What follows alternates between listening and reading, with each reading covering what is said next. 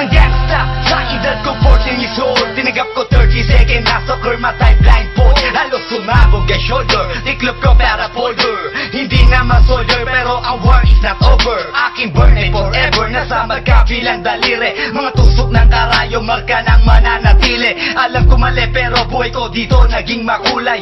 Bala ang alay para sa aming mga kaaway. Ang mawali sa minamahal, ako'y nakahanda na. May tempo ang kalaban ng edad, ihihito na.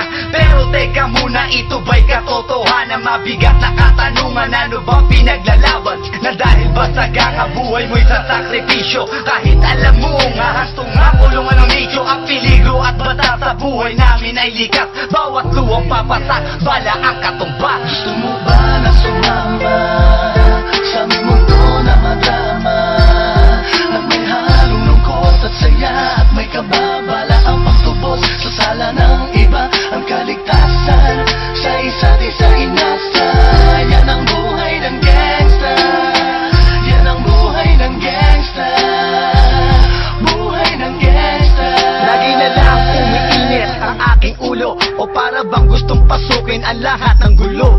Ang pulo lumalabas pag pumutok na ang baril. Ang pagiging sa kalsada, yan ang aking papel. Ako ay laging gigil, kaya't minsan napapasaba sa away ng iba, kaya't heto't napapahama. Pero pag hinahamak, umiiral na ang puot. Kundi suntok, may tutumba na lang sa isang putok. Ito na ba ang sagot para masabi lang na G, hindi ko to pinili? Pero bakit nagsisisi ang tulad ko? Paano kung kunin mo na ako? Sino na lang titingin sa mga maiiwan ko? Kaya nagsusumamo, pakinggan aking dalangin. Ang tamang daan ay ituro mo sa akin. Nang aking pamakita pagbukan liwayway.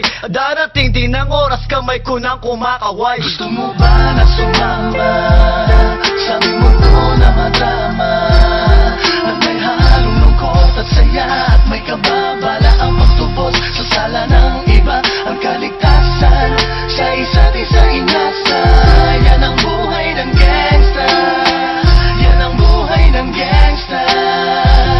Buhay ng gangsta.